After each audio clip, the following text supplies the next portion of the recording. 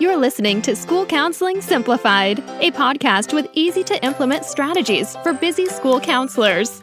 Here's your host, Rachel Davis from Bright Futures Counseling. Do you feel like you're running out of ideas to keep students engaged in classroom lessons? Believe me, I know the feeling. Over the years, I've tried out different games and activities, and I now know which ones are always a hit with the kiddos. I've created a free cheat sheet for you with 15 strategies to engage your students during class lessons. Get it now for free at stressfreeschoolcounseling.com/engage. Hey there, thanks for listening to another episode of School Counseling Simplified. So today I want to talk to you about how you can feel more confident during your classroom counseling lessons. And not only confident, but how you can feel more prepared too. I mean, these two things usually go hand in hand, right? The more prepared you are, you feel more confident to deliver your lesson. Now, this is something that I've struggled with in the past, and I know a lot of counselors struggle with, which is why I want to help you guys out. So I have 3 ways that you can feel more confident. First up, establish classroom management strategies. Now, this may sound a little overwhelming since you likely don't have any experience being a teacher, but no worries, I've got you covered. One thing you can do is straight up ask the teachers. So I've mentioned this before, but it never hurts to ask, right? Discuss with the teachers and say, hey, what are you doing with your class? Can I adopt some of these classroom management strategies? So you have a couple options with this. You can customize the strategies based on that class after discussing with the teacher. That's probably going to be the easiest on the kids, but the hardest on you. Or if that just seems like too much, you can have your own counseling classroom management strategies that you do every time you go into the classrooms, and then the kids will kind of become accustomed to them. So these could be things like having a consistent class callback. So that's a phrase or a song or a little jingle or something you can use to get the class to come back together after they've broken out into groups. This way you don't have to raise your voice or just keep repeating yourself. They'll know the callback and then they'll join you. You can also prepare students with a schedule.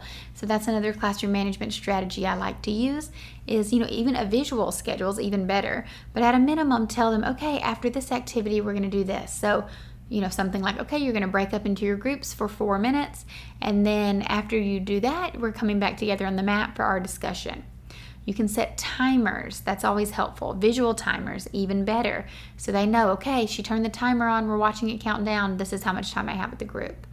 And you can create flow using music. So similarly to the timers, you can say, okay, I'm going to turn this song on, and when the song's over, this is what we're doing next. So by using a combination of timers and music, you can really prepare the students with a schedule so they know what to expect. Because a lot of times our students who have behavior challenges are ones who really need the schedule the most. So the more clear we can be about what's upcoming or what's next, then the better. And I know as adults we often like this as well, right? We like to know what's coming next so we can kind of prepare. Like I said, this allows for those easy transitions. So you only have probably about 30 minutes in your lesson, so you don't want to waste any time and you want every minute to count. So if you know that you're going to break up into breakout groups to do the lesson, but then you're going to come back together for the discussion, and then they're going to go to their desk for the reflection, you need to tell students this ahead of time or as you're going. And you can do this by providing yourself with cues. So through having a script or a slide deck you can refer to, you won't forget to tell kids, what's next and what they can expect. Now, I also have a podcast episode I'm going to link to in the show notes where I talked to Christina. Christina is a former kindergarten teacher, and she shared some really good strategies. We were talking specifically about kinder, but some of these you could definitely use for the upper grades as well and modify them just to get your gears turning. So I'll link to it in the show notes so you guys can check it out. And she was actually one of our Impact Summer Summit presenters last summer, so it's a really great episode. Okay, so that's my first way that you can feel more confident in your class lessons, and that's by having a classroom management strategy. I know I used to feel not confident because I was like, I was never a teacher. I don't have control of the class. I don't know what to do. But by implementing some of those proactive classroom management strategies, I felt more prepared and confident in delivering my classroom counseling lessons. Next up, have developmentally appropriate lessons. So you may not have thought about this. You may be thinking, well, yeah, I have a kindergarten lesson and a second grade lesson and a 5th grade lesson. They're all different. That's great. But you want to set yourself up for success, and you can do so by making sure the way you're delivering your content is developmentally appropriate. So what I mean by this, I think I've shared this example in the past, but I once asked kindergartners to use your worksheet. You can write or draw the coping strategy you'd like to try next time you feel out of control. Whoa, that was a lot of a sentence to process for a kindergartner. This is before I had children. Now I have a toddler, so I know, okay, that would never fly, right? I mean, obviously Kinder's a little older than my son, but it's just an example of how processing works, right? The kids can't hear that many instructions and then follow them. So we need to break it down. We need to be visual, provide examples. Maybe I say, draw a picture of one of the 3 strategies. So one is, deep breaths, one's counting to 10, and one's talking to an adult. Draw a picture of which one of those you want to do. And I have those written on the board, or I have sample pictures of those projected on the board. That would be a lot more developmentally appropriate than just having them draw from blank or write. They maybe don't even know how to write. So I definitely was not prepared for those guys. So set yourself up for success. You're not going to get eye rolls from the teachers if you've done your research and you know what's developmentally appropriate for the lesson you're teaching. And lastly, the last way you can feel more confident in your classroom counseling lessons is to know you have good content. When you know what you're teaching is awesome, you can feel a lot more confident in your delivery. So how do you know it's awesome? Well, you want to make sure that it's, research-based and engaging.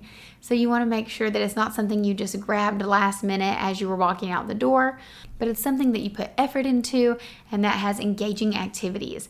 Now, you can make your whole lesson engaging. So I have a couple options for you here. First, you can use engaging activities in a standard lesson.